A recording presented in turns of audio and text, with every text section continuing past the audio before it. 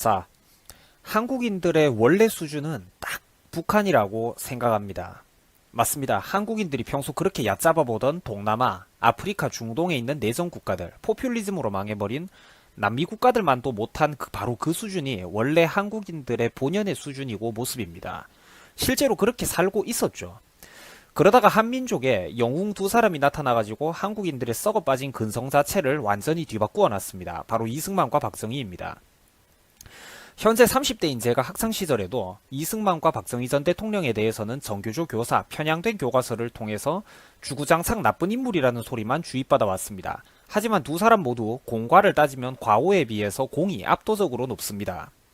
두 사람을 정말 나쁘게 평가한다고 가정할 때 공이 8, 과가 2 정도 된다고 봅니다. 이 중에서도 특히 박정희 대통령은 아주 나쁘게 평가했을 때 잘한 게 90%, 나쁜 게 10%라고 봅니다.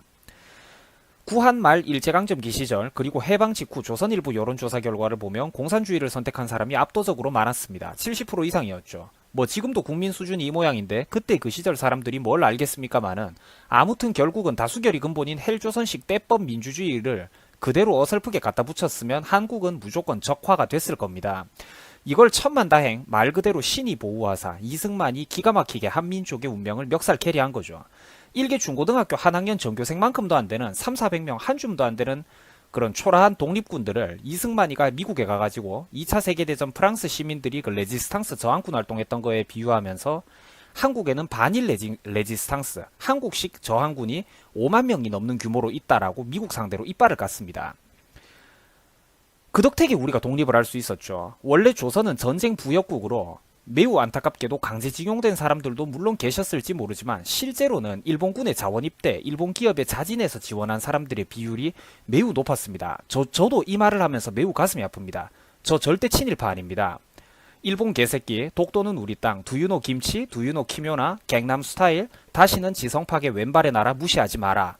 저도 국뽕 맞은 한국인입니다. 그러나 불편한 진실, 초라한 역사도 있는 그대로 인식하고 두 번 다시 그 실수를 반복하지 않는 게 더 중요합니다. 그게 참 역사, 참 교육, 역사 교육의 참 의미 아니겠습니까? 유교 탈레반 정신으로 뿌리 끝까지 썩어버린 구한 말 그때 당시 조선사회는 땅 없고 가진 것 없던 사람들이 실질적으로 할 수 있는 일이 없었습니다.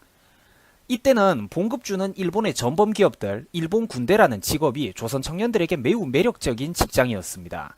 표가 통계 자료가 있습니다. 그때 당시 행정 자료들이 있어요. 조선인들의 그 지원 경쟁률이 얼마나 높았고 그 중에서도 고르고 골려서 뽑혔다는 거, 서로 들어가지 못해서 안달이었다는 그때 당시에 그 일본의 행정 자료들이 지금까지도 남아 있습니다. 몇 명이 지원했고 얼마나 많은 사람들이 탈락했는지 남아 있단 말이죠. 왜 한국이 한반도민들의 역사를 있는 그대로 가르치지 않는지 아십니까? 너무나도 부끄럽기 때문입니다. 교수들이 가르칠 게 없기 때문이에요. 자라나는 학생들이 보고 배울 것보다 끌끌하면서 혀찰 일이 훨씬 많기 때문입니다. 정권 입장에서 국가관, 자존감을 불어넣을 수가 없는 거죠. 그런데 여러분들, 내가 한번 묻고 싶습니다. 여러분들은 왜 초라한 역사가 부끄럽습니까? 내가 한 것도 아니잖아요. 여러분들이 그 초라한 역사 만든 거 아니잖아. 제대로 알고 배워서 두 번 다시 그런 역사가 반복되지 않도록 하는 게 훨씬 더 중요한 거 아닙니까? 그게 다 한국인들은 독서량이 부족하고 진정한 의미에서 말하는 철학과 자존감이 결핍되어 있기 때문입니다. 아무리 그릇된 국뽕으로 단기 세뇌를 시켜놔도 유전자 속에서 수천 년간 비루하게 살아왔던 그 DNA가 탑재되어 있기 때문에 우리가 그 홍차국 남자에 그렇게 광적으로 열광을 하고 금발의 백인들, 외국인들이 오 김치 맛있어요, 오 한국 최고예요 하면 부들부들 전 국민들이 오르가즘을 느낍니다. 쌀딩크 박항서가 동남아 리그 베트남에서 성과 좀 냈더니 거기에 온 국민들이 미치는 거 보세요. 중국도 급이 높다고 안 끼워주는 데가 스즈키컵입니다. 특정 체육계 라인들만 판치는 한국 사회에서 고통받다가 베트남에 뒤늦게나마 날아가셔서 이제 날개를 피고 계신 박항서 씨의 업적을 폄하하자는 게 절대 아닙니다. 대한민국인들의 불쌍하고 애처로울 정도의 그 밑바닥 자존감을 비판하자는 것입니다. 한국인 좋다, 한국인 최고다, 한국 음식 맛있다 이런 칭찬을 외국인들이 이런 칭찬을 해주면 온 국민들이 쾌감에 몸을 베베 꼽니다. 전 세계에 이런 미친 나라는 없어요. 그 이유 자체가 유전자 속에 각인되어 있는 그 여러분들의 낮은 자존감 때문이라는 겁니다. 한국인들의 자존감이 낮기 때문이에요. 실제로는 당신도 나도 여러분들도 알고 있습니다. 한민족은 위대하지 않다는 걸. 이 쓰레기 같은 민족들을 데리고 멱살 캐리, 아니 엑스맨 울버린 아다만티움급 쇠사슬 캐리를 한 게 바로 이승만과 박정희입니다. 이승만은 일본을 도와준 조선이 전쟁 부역국, 전범국으로 함께 싸잡힐 뻔했던 걸 미국에 이빨 털어가지고 승전국으로 만들어놨습니다. 한국이 조선의 입장을 완전히 뒤바꿔놨어요. 때마침 자기 학교 친구 동생이 메가더 장군인 그 기연까지 겹쳤죠. 이승만 본인이 미국에 있는 동안 일본을 경계하라면서 일본의 진주만 공습을 예측한 자서전을 쓴 적도 있습니다. 이 여러 가지들이 겹쳐가지고 미국 정부에서는 한국이 이런 정신, 이만한 지성을 보유한 지도자를 보유했다면 독립할 자격이 있다라고 판단했던 거죠. 물론 이승만 씨 안 좋은 거, 모양 빠지는 거 있다는 거 저도 잘 알고 있습니다. 그런데 건국 대통령으로서 광활한 아시아 대륙 전체가 빨간색으로 물들었던 그때 그 당시에 서구식 자본주의, 서구식 자유민주주의 시스템을 한반도 끝자락 동아시아에다가 뿌리 내렸다라는 그 공로 자체가 이승만의 모든 단점과 과오를 압도적으로 뛰어넘습니다.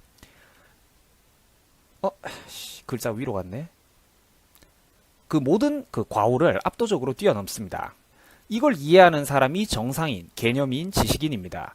이승만이 모양새 빠지게 퇴장은 했지만 말년에 그가 자유민주주의 시스템의 기본 뿌리는 내려놨기 때문에 그 이후에 한반도에서 박정희라는 인물이 나올 수가 있었던 것입니다. 이승만이 없었다면 박정희도 있을 수 없었겠죠. 그리고 이게 뭐 꼭 이승만이 더 잘났다 그런 말을 하자는 건 아닙니다. 그냥 한국 역사를 제가 있는 그대로 한번 읽어드리는 거예요. 이승만이 닦아놓은 한국의 초석, 기본 바탕과는 별개로 박정희의 한국 근대화에 대한 공로는 지대합니다. 김영삼, 김대중의 목숨 걸고 핏대 세워가면서 반대하던 경부고속도로, 당시 한국의 1년 정부 예산의 5분의 1 이상을 몰빵해가면서 꼭 해야 된다라고 밀어붙인 게 바로 박정희입니다. 박정희가 아니었으면 그거 아무도 못했습니다. 뭐 서울대 경제학과 교수, 뭐 백면 서생들 한 트럭 데리고 와봤자 아무도 그때 당시에 국가 예산의 5분의 1을 몰빵해가면서 고속도로 뚫자는 소리 못합니다. 김대중의 선전 선동구호는 지금 우리가 2018년을 살아가는 지금 우리가 봐도 매우 매력적이었습니다. 당시 한국이라는 나라 전체를 통틀어서 자동차가 몇 대나 있냐? 차 있는 사람들은 부자. 차 있는 사람이 이제 부자냐 가난한 사람이냐? 그러면 고속도로는 누구를 위한 정책이냐? 부자 위한 정책이다. 차라리 그 돈의 반의 반만 써서 남미의 좋은 시감자, 옥수수를 수입해오는 게 국민들 저녁이라도 배불리 먹을 방법이다. 이런 소리를 냈습니다. 미래를 다 알고 있는 저 같은 사람조차도 그때 당시에 살았더라면 열렬하게 김대중을 지지했을 것 같습니다. 삼시세끼 밥도 못 처먹던 시절에 아스팔트 포장고속도로 400km 깔자는 박정희의 발상에 어느 누가 감히 선뜻 동의할 수 있었겠습니까? 그때는 그랬죠. 자, 세상 이치 간단합니다, 여러분. 리더가 남들이 안 된다는 거 밀어붙였을 때 실패하고 쪽박 차면 그건 독선입니다. 아집이죠. 반대로 리더가 남들이 안 된다는 거 똑같이 고집을 부렸는데 반대로 성공하고 대박이 터졌을 때 이거는 바로 리더십이라고 부르고 미래를 내다보는 안목, 신의 한 수라고 우리는 부릅니다. 박정희는 바로 이 신의 한 수, 후자에 속하는 사람입니다. 분명히 미래를 내다보는 안목이 있었고 박정희에게는 리더십이 있었죠. 대일 청구권 자금 떡밥이 되게 시끄러운데 이거 말 자체가 언어 도단입니다, 여러분. 세계 어느 나라가 지들 힘세갖고 제국주의 깡패 시절에 약소국 식민 지배했던 거 갖고 배상금을 지불한단 말입니까? 이거 2차 세계대전 당시에 뭐 동아시아라든지 뭐 호주까지 그때 정복당하고 했었는데 2차 세계대전 당시 동아시아 국가들 중에서 일본한테 이런 식으로 배상금 명목의 금전을 뜯어낸 나라 자체가 그리 많지가 않습니다. 박정희 정권 때 이거 받아낸 것 자체가 대단한 거예요. 그리고 그나마 그 중에서 여러분 또 유의미한 그 액수로 봤을 때 액수를 좀 실질적으로 많이 뜯어낸 나라는 거의 2개, 2, 3개 나라 정도가 전부였습니다. 그 중에 대표적인 게 필리핀과 대한민국이었죠. 그런데 필리핀을 비롯해서 그 일본으로부터 이제 뭐 어느 정도 돈을 배상금 명목의 돈을 받았던 대다수 나라들은 부패한 후진국 정부 관료들이 그런 사회 부조리에 의해서 싹 다 헤쳐먹거나 혹은 부자 동네 담장 고치고 길이나 새로 뚫고 뭐 수도, 도시, 미관 리모델링이나 하자 이러는데 흐지부지 다 써버렸습니다. 조경하는데. 박정희는 그 돈으로 뭐 했는지 아십니까? 일본에서 받아온 그 국민들 피값으로 뭐 했는지 아세요? 신의 한 수도 아닌 두수, 세수입니다. 포항제철 만들었습니다. 박정희는 포항제철의 그 초대 회장으로 박태준 씨를 앉혔는데 원래 이 박태준이라는 사람은 원래 박정희가 사관학교에서 그 교수 잠깐 하던 시절에 그 밑에서 수학을 배우던 학생이었습니다. 포항제철을 처음 만들 때 박태준이 부담스러워서 맡기 싫다고 2번, 3번 뺐습니다. 그거 윽박질러 가면서 임자가 적임자니까 잔말 말고 맡으라고 우격다짐으로 밀어넣은 사람이 바로 박정희였습니다.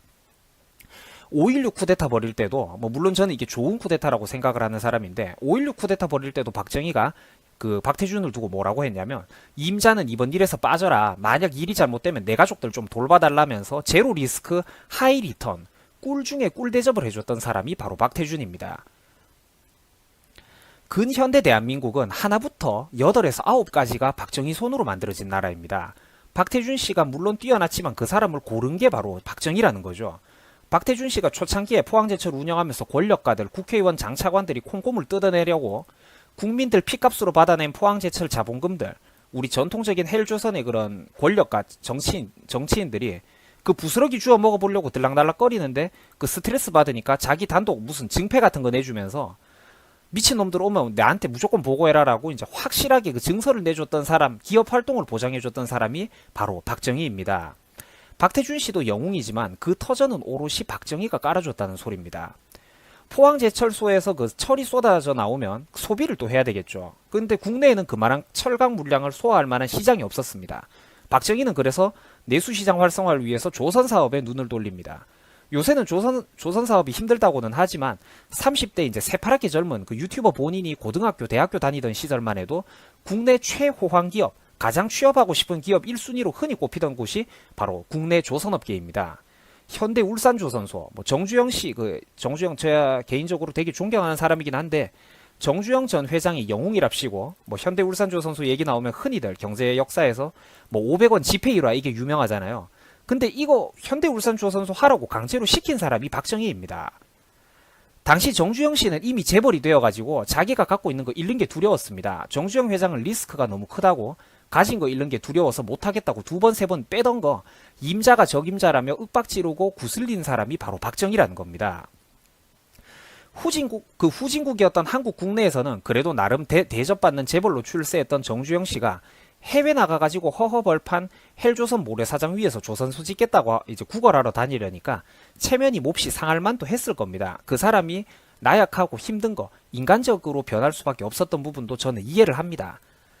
정주영 씨가 해외 나가가지고 외국 금융기관에서 차관 한번 얻어보려고 하다가 매번 튕기는 수모에 이제 지쳐가지고 이제는 죽던지 살던지 그 박 대통령한테 들이받고 조선사업 때려치워버리겠다라고 결심하고 귀국을 했는데 그 정주영 씨한테 이번에는 소리치지 않고 좋은 말로 구슬리면서 대통령인 자신도 허구한 날 외국 나가서 구걸하고 다니지 않냐고. 대통령이 원하는데 기업가가 못한다고 하면 내 체면이 뭐가 되겠소. 정 사장 정말 힘든 거 알지만 조금만 쉬고 이번 한 번만 딱 더 해봅시다. 한 번만 더 갔다 오면 내 뭐라 하지 않겠소. 이렇게 말한 사람이 바로 박정희입니다.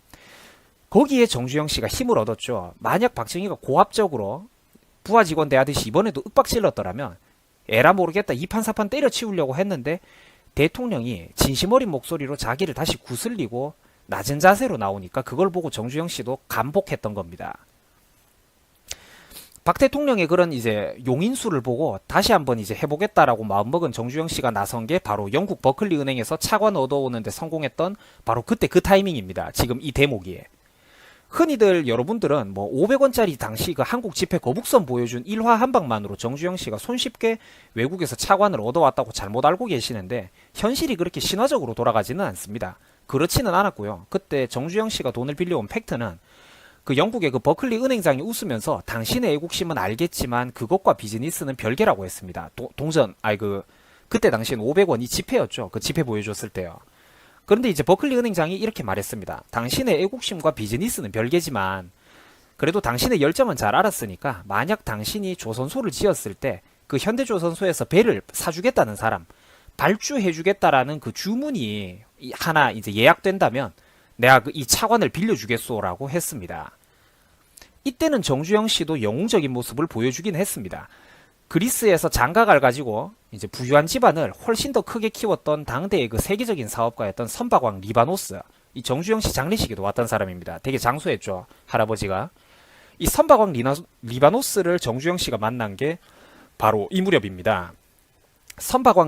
그리스의 선박왕 리바노스는 그때가 정주영과 초면이었지만 동아시아의 빈국에서 난데없이 날아와가지고 있지도 않은 조선소에서 배를 만들어 줄 테니 우리 회사에 주문 좀 넣어달라는 그 정주영의 뚝심과 배짱에 그걸 보고 이제 호감을 느꼈습니다. 그리고 매력을 느껴서 배를 선뜻 구입을 해줬습니다. 정주영이 그걸 보고 이제 그 덕택에 리바노스, 선박왕 리바노스의 주문 덕택에 이제 천군만마를 얻었습니다. 정주영이 그 길로 리바노스의 그 주문서 증서를 가지고 영국 버클리 은행으로 돌아가니까 은행장은 벌레 씹은 것처럼 떨떠름해하면서 결국 차관을 약속대로 빌려줬습니다. 처음에 이제 그 약속을 했기 때문이죠, 은행이. 세상에 있지도 않은 회사에서 앞으로 만들어질 배를 기대하고 주문을 넣는 고객이 있으리라고는 영국에서도 상상도 못했던 것입니다. 하지만 그 기적을 우리는 일궈낸 거죠. 대한민국의 근대화라는 게 이런 식으로 여러 영웅들의 피와 땀이 이루어져서 만들어진 나라입니다. 한강의 기적이 아니라 사람 손에 의해서 만들어진 기적이었고 한 번도 아니라 두 번, 세 번 연거푸 그 기적이 반복되었던 것입니다. 그 시대를 구성하고 있었던 그때 그 시절 사람들의 선배님들의 선택, 사람들의 노력에 의해서 대한민국이 만들어진 겁니다. 1970년대 초 그때 당시에 이미 앞으로 전력 수요가 폭증할 것이라고 보고 원자력 발전소를 선택하는 신의 두수세수를 보여준 게 바로 박정희입니다. 그 원전을 지금 와가지고 현실 개뿔도 모르는 저 파란 지붕 밑에 이상주의자 철부지 같은 병신 하나가 탈원전하자고 국내 원전 사업계 전체를 완전히 박살을 내놓고 있죠. 존경하는 유튜브 시청자 여러분들, 한국인들의 본래 위치, 원래 수준은 딱 북한입니다. 우리가 그토록 낮잡아보는 동남아, 아프리카, 중동에 있는 내전국가, 남미 국가들보다도 더 막장인 수준이 원래 우리 한민족 본연의 모습입니다. 여러분들 이거를 영웅들이 그냥 강제로 뜯어고친 거예요. 여러분들 이걸 이해하셔야 됩니다. 그런데도 한국인들은 이제 와가지고 그 시절에 누가 해도 할 수 있었다, 이런 배은망덕한 개소리들을 짓거리고 있습니다. 해방 직후 그때 당시에 이승만 말고 어느 누가 한미 상호 방위 조약을 이끌어내고 미국의 지원군도 얻어내고 적화를 막고 서구식 자유민주주의 시장 경제를 뿌리내릴 수 있었단 말입니까? 이승만 아니면 이거 아무도 못합니다, 여러분. 이승만 이후 리더십이 실종된 한국 사회, 이승만 씨가 불미스럽게 또 물러나긴 했죠, 모양새 빠지게. 이승만 씨가 물러난 다음에 리더십이 실종되어 버린 한국 사회에서 때마침 또 기적적으로 박정희라는 인물이 등장했습니다. 이 박정희가 아니었으면 어느 누가 신의 한 수도 아닌 세수, 네수, 다섯수를 선보였단 말입니까? 경부고속도로, 포항제철, 원자력 발전, 현대조선소, 내가 위에서 다 설명드렸죠. 이거 하나하나가 기적입니다, 여러분들. 이거 아무도 못합니다. 박정희 아니면 이거 아무도 못해요, 이거. 한국인들의 본래 수준은 원래 딱 북한입니다, 여러분. 미국처럼 함부로 할 수 있는 힘이 있더라도 인간 대접, 사람 대접해주면서 이렇게 잘 대우해주면 살살 기어오르고 이것저것 요구하고 씹으려 되는 더러운 민족 근성. 그 사람이 교양 있고 나 안 때리는 사람인 줄 확신하면서 그 밑바탕에서 나온 그런 더러운 행동들. 독재를 규탄한다, 세상 사람들 날 좀 봐달라, 나 엄청 용감하지 않냐, 이 개같은 민족 습성. 쌍팔년도가 아니라 제멋대로 지들 멋대로 씹으릴 수 있었던 이명박 박근혜 정권 때도 이런 패션용 시민의식을 수많은 한국인들이 보여줬었죠. 정권들이 자기 탄압 안 한다는 걸 알기 때문에, 아이러니하게도 민주정부라는 확신이 있기 때문에 정권 비판을 하고 독재 정권이라고 욕을 하는 겁니다. 한국인들 정말 나쁩니다. 인간 대우해주면 살살 기어오르는 게 바로 이 민족들 근성이죠. 여러분들 하지만 생각해 보십시오. 이명박 박근혜 정권 때 이명박 박근혜 욕하는 사람에게 과연 용기가 필요했습니까? 아니면 반대로 우리 20대, 30대, 40대 젊은 분들이 어디 가가지고 내가 보수라고 우파라고 말하는 게 훨씬 더 큰 용기가 필요했었습니까? 나는 이게 훨씬 더 힘들었다고 봐요. 그리고 나는 여기에 속했던 사람입니다. 지금도 이 나이에 속하고 있고요. 사람 대접해주고 말할 자유, 씨부릴 권리를 주면 한도 끝도 없이 기어오르는 게 바로 한국인들의 본성입니다. 나를 함부로 대할 수 있는 사람이, 힘이 있는 사람이 그럼에도 불구하고 나를 존중해주면 기본적으로 그 배려에 대해서 최소한 그 나라의 사람에게 최소한 고마워할 줄 아는 염치가 필요한데, 한국인들은 바로 그 염치가 없는 민족이라는 겁니다. 배려가 계속되면, 호의가 계속되면 권리인 줄 알죠. 반면에 북한마냥 중국처럼 사정없이 군홧발로 찍어 누르고 양아치처럼 탄압하고 좁혀고 마지막 한 방울까지 조져대면 누구보다도 말 잘 듣는 순종적인 개가 되어버리는 게 바로 한국인들입니다. 있지도 않은 광우병 선동에 정부가 일부러 선박을 침몰을 시켰다라는 개같은 선동, 어디 동남아 국가에서도 조차 씨알도 안 먹힐 만한 그런 저질 선동에 국민 과반수가 쉽게 미치고 들썩거리는 나라가 바로 이 나라입니다. 비참하죠. 선진국 영국, 프랑스, 독일 애들 한번 보십시오. 지들 취업 안 되면 젊은 놈들 길거리 나가갖고 다 때려 부수고 정부 정치인들 도대체 뭐 하냐고 욕이라도 할 줄 압니다. 이 나라 노예 근성 뼛속까지 스며든 한국인들은 말할 자유 다 보장해주고 좌파가 멍석까지 깔아주는 무대에 올라가가지고 지가 안 쳐맞을 거 알면서 특정 정권 비판하는 건 잘합니다. 반대로 지급편이 트롤링하니까 어리둥절 감도 못 잡고 심지어 지대가리가 깨져나가고 있는데도 정신 못 차리는 게 바로 한국 사회입니다. 이건 오늘날 좌파, 우파 사실 양측 정치인들 둘 다가 반성할 주제입니다. 여기서는 제가 민주당, 한국당 둘 다 깔 건데요. 평생 국가를 위해서 헌신해온 대한민국 군필 남자들보다 외국인을 더 오히려 우대하는 나라, 국민보험 같은 거 외국인들 전부 다 동등하게 대우해줘버리고 페미니스트, 여성편을 드는 정권, 진짜 문제입니다. 그런데 이런 정치권을 보고도 한국 남자들은 이미 거세를 당해버려가지고 불평조차 제대로 할 줄을 모릅니다. 되려 자기들 위해서 대신 똥물 뒤집어 써가면서 싸워주는 성재기 씨. 남자로서 그 성재기 씨를 보고 남자로서 모양새 빠진다고. 뭐 남자가 체면 떨어지게 왜 여자랑 싸우느냐. 네가 뭔데 그 스펙으로 한국 남자들 대변하냐. 학력이 떨어져서 그런가? 역시 토론을 하면 흥분하고 잘 토론 기술이 떨어진다. 이딴 식으로 성재기 씨의 뒤통수에 칼을 꽂은 게 바로 한남들입니다. 한국인을 개돼지에 비유한다? 그거는 개랑 돼지한테 미안한 일입니다. 앞으로는 무슨 일이 있으면 한국인들이 한국했다라고 하는 게 더 정확한 표현입니다. 한국의 본래 수준은 여러분들, 내가 지금 세 번째 말씀드리는데 한국의 원래 수준은 그냥 북한입니다. 단순히 중위권, 하위권인 그런 수준도 아니고 지들 손에 전적으로 맡겨놓으면 세계에서도 손꼽히는 레벨의 막장 중에서도 최악의 막장 말입니다. 그게 원래 한국인들 수준입니다. 국민의식이 그만큼 낮은 나라예요. 그런데 이런 사회에서 있어서는 안 되는 몇 명의 영웅적인 리더들이 등장했고 소수의 기업가들이 이 사회를 완전히 멱살 캐리해놨습니다. 그게 바로 대한민국입니다. 그리고 물론 거기에는 그 사람들을 알아보고 정확하게 버스 골라 탄 뒤 각자의 레벨에서 착실히 본인의 역할에 집중했던 위대한 산업화 세대, 할아버지 할머니들의 헌신이 있었죠. 오늘날 70대 80대 분들입니다. 그리고 뒤따라온 배은망덕한 586 세대를 비롯해서 거기에 선동당한 2030, 40 세대는 바로 그 산업화 세대의 뒤통수에 칼을 꽂아놓고 있습니다. 제가 롤, 오버워치 같은 컴퓨터 게임 한번 해봤습니다. 근데 해보니까 현역 프로리그 뛰는 제가 동생, 후배들하고 게임을 해봤는데도 정치질을 당하더라고요. 한국인들은 이 더러운 습성만 좀 바꾸면 됩니다. 본능이라서 힘들겠지만요. 위대한 할배 할매들이 심어놓고 가꿔놓은 그 산업화의 열매를 가만히 앉아갖고 다 따먹은 다음에 그들의 등뼈에 칼을 꽂아놓고 비틀어버리기까지 한 게 바로 586 세대들입니다. 당군 이래 최악의 쓰레기 세대죠. 물론 일부 예외인 분들은 제외하고요. 한국 국민의식 수준 미개합니다. 그리고 한국인들은 현재 그동안의 짧았던 리즈 시절을 마감하고 점점 본래의 위치로 강하게 돌아가려고 하고 있습니다. 원래 위치로 돌아가려는 이 회귀 본능이 너무나도 강해가지고 일부 현명한 사람들이 바라볼 때는 신기할 정도입니다. 수천 년간 그 유전자 DNA 속에 깊이 각인되어 있는 그 똥물을 한 번에 씻어내기에는 몇십 년의 세월이 너무나도 짧았던 모양입니다. 그런데 최근 여론조사 결과를 보면 희망은 있습니다. 아이러니하게도 20대 남자들이 제일 많이 정신을 차렸죠.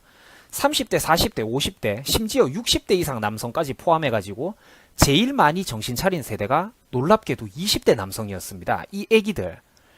586 쓰레기들처럼 한 번 더러운 똥물에 깊이 담궈졌던 놈들, 바로 그 아래 40대처럼 그 밑에서 세뇌당한 놈들은 솔직히 말해서 좀 돌아오기 힘듭니다. 40대 좌경화도 진짜 심각하죠.